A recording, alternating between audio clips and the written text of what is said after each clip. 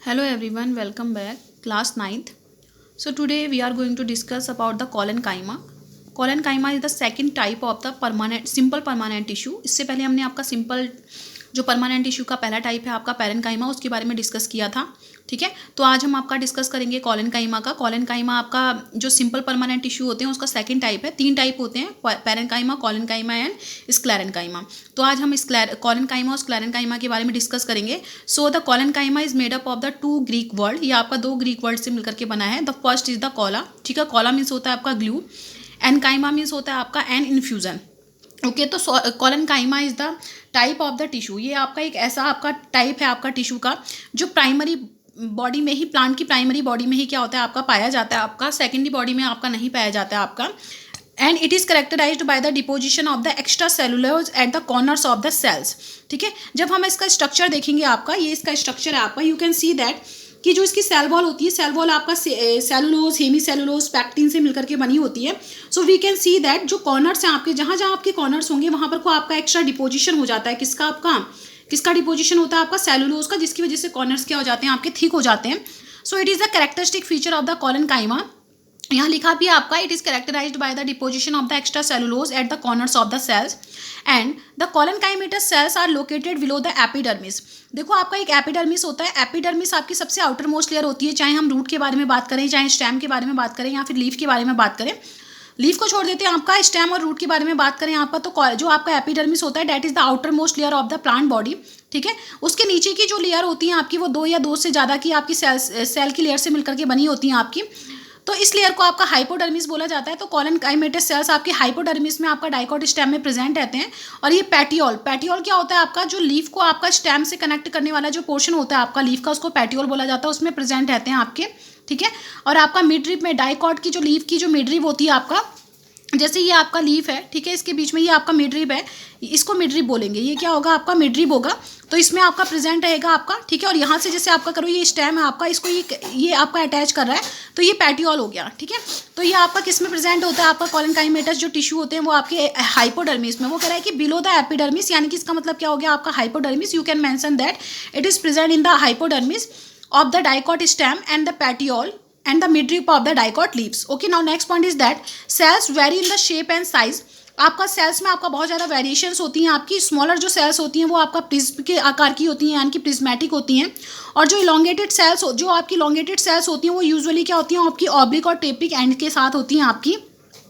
And the cell wall contain the cellulose, pectin and the hemi cellulose. जो मैंने आपको बताया कि सेलुलोज भी होगा, हेमी सेलुलोज भी होगा आपका, और पैक्टिन भी होगा आपका.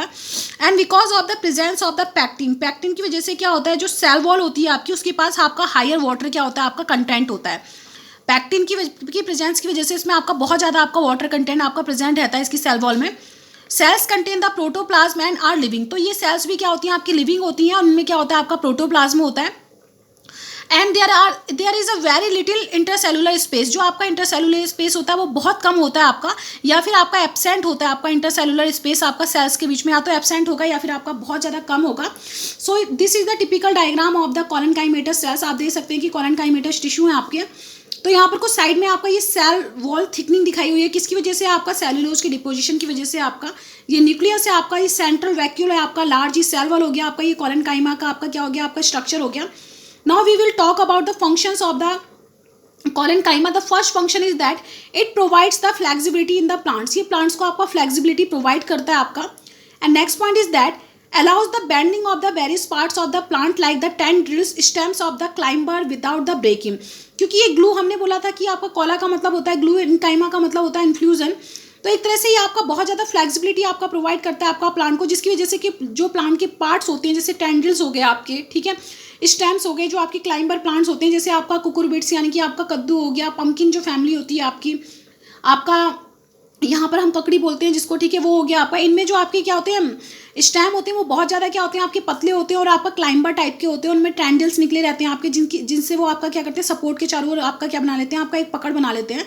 तो इसी की वजह से क्या होता है आपका ये बैंडिंग, जो वो बैंडिंग होती है आपकी, वहाँ पर को आपका कॉलेनकाइमा प्रेजेंट होता है, वो क्या नहीं होता है आपका ब्रेक नहीं होते हैं। And they also provide the mechanical support, mechanical support भी प्रोवाइड करते हैं, but little bit mechanical support आपकी प्रोवाइडेड होती है, किससे? आपका कॉलेनकाइमा से।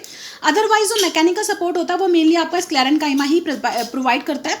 तो ये हो गया हमारा कॉलेनकाइमा। अब डिस्कस कर लेते हैं किसके बारे में? आपका स्क्लेरेनकाइमा के बारे में डिस्कस कर लेते हैं। So sclerenchyma is the third and the last part of the simple permanent tissue, and the Greek word sclerus आपका दो वर्ड से मिलकर के बना है। The first is the sclerus, that means the hard, and chyma it means the infusion। ठीक है, तो यानी कि हार्ड जो आपका इन्फ्लूजन होगा उसको आपका स्क्लेरेनकाइमा बोला जाएगा। So it consist of the thick wall dead cells, तो ये आपके थिक वॉल डेड सेल्स होते हैं आपके। So it is consist of the lignified parenchymatous and prosenchymatous sales.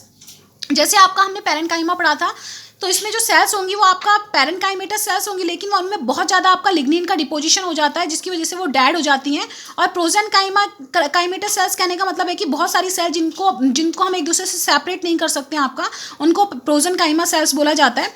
The cells are closely packed without the intercellular spaces, that means no intercellular space is there. The cells are long and the narrow as the walls are so thick due to the lignin deposition. बहुत ही important point है आपका ये। जैसे collenchyma में आपका cellulose का deposition था, वैसे ही आपका उसमें केवल कॉर्नर्स पे था डिपोजिशन, इसमें पूरी सेल वॉल पे ही क्या होगा? आपका लिग्निन का डिपोजिशन होगा आपका। This is the characteristic feature of the sclerenchyma. And the intercellular space are totally absent, बिल्कुल ही आपका एब्सेंट होता है आपका। And it is found in the stem around the vascular bundles. आपको पता है वेस्कुलर बंडल्स क्या होते हैं आपके? They are the conductive tissue, यानी कि जाइलम एंड फ्लोएम से मिलकर के जो स्ट्रक्चर बना होता है उसको वेस्कुलर बंडल बोला जाता है। तो ये आपका वेस्कुलर बंडल के चारों ओर आपके पाए जाते हैं आपके। In the veins of the leaves के वेन्स में भी पाए जाते हैं। And hard covering of the seeds, जो सीड होते हैं आपके उनके ऊपर जो हार्ड कवरिंग होती है आपकी, कोई भी सीड हो गया उसके ऊपर जो हार्ड कवरिंग होगी उसमें क्या होगा? आपका स्क्लेरेनकाइमा पाया जाता है।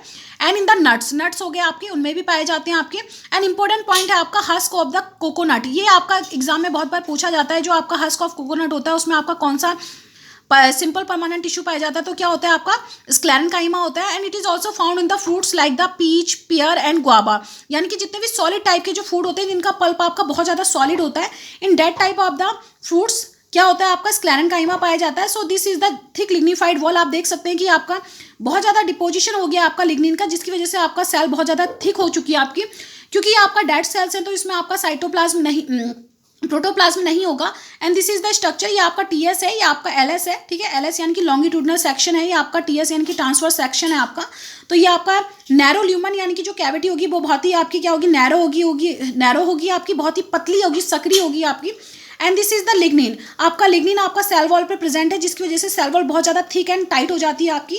Now the functions of the sclerenchyma, the first function is provide the strength to the plant body. Obviously क्योंकि आपका लिग्निन का डिपोजिशन है, जो आपका एक हार्ड मटेरियल है, उसकी वजह से प्लांट्स को क्या होता है? आपका एक स्ट्रेंथ मिलती है आपकी। It makes the plant part hard and stiff. Obviously hard and stiff बना रहा है आपका, कठोर बना रहा है प्लांट्स के पार्ट्स को आपका।